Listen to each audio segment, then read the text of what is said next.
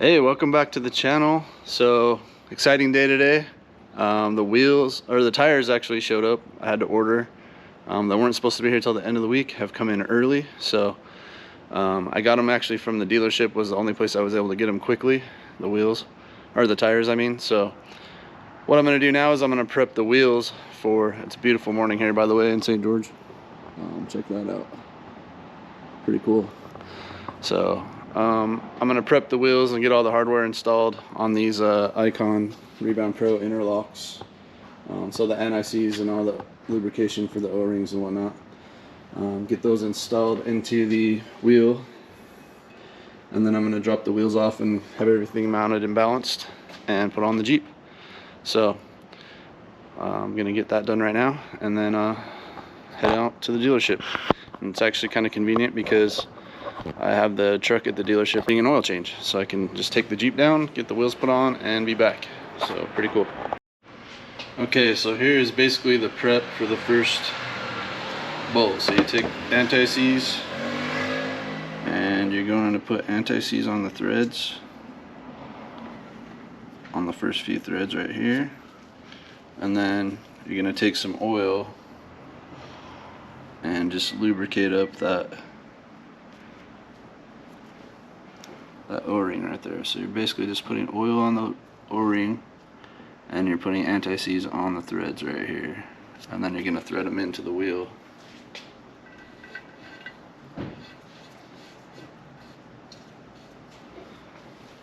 Pretty much, so you can see we're threading them in right here to the wheel, and you're going to go until they're flush or under flush from the wheel. That way they don't get hung up when they mount the tires. So that's pretty much the process until they torque them, which I'm going to let the dealership do, or I'll probably double check them when I get home, but that's going to be the process. So I'm going to go ahead and get the rest of these tires prepped.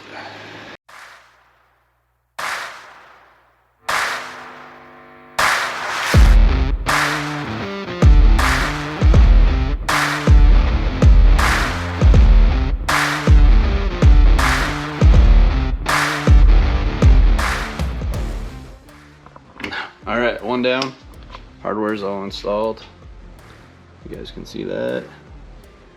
And it's all flush to the bottom so that it's not anything like that. I'm just going to put it back in the box so I can take it straight to the dealership and let them install it. So, only 4 more to go.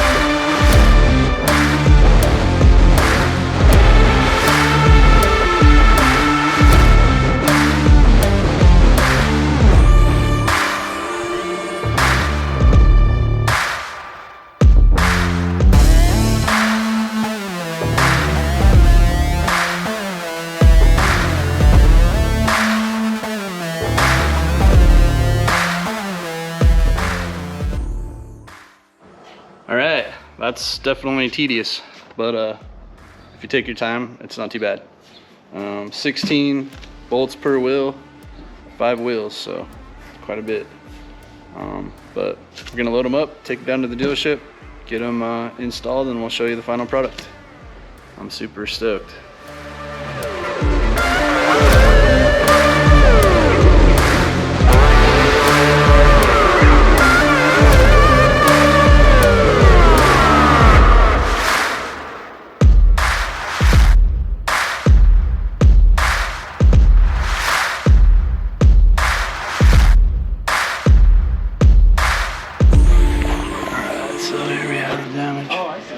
From the skid plates,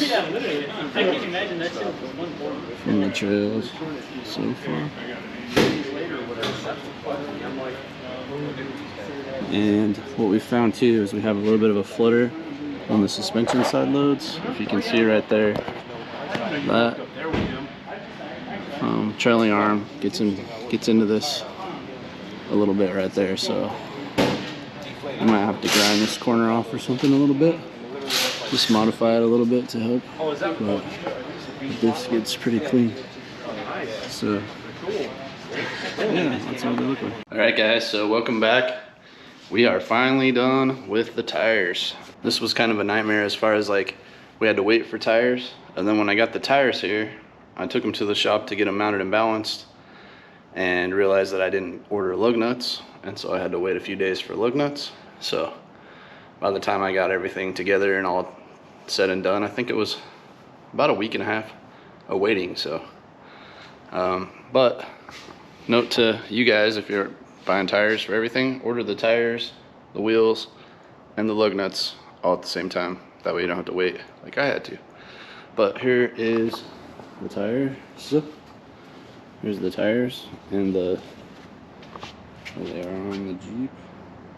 So quite a big difference, size, and you can see the difference if you look at, so the truck has 33s on it, so you can kind of see that height difference right there as far as how much bigger 35s are than 33s.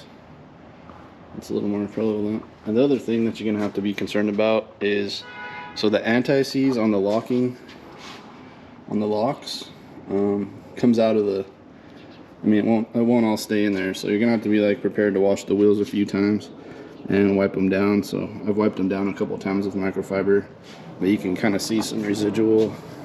I did it last night in the dark too, so like this wheel is not clean at all.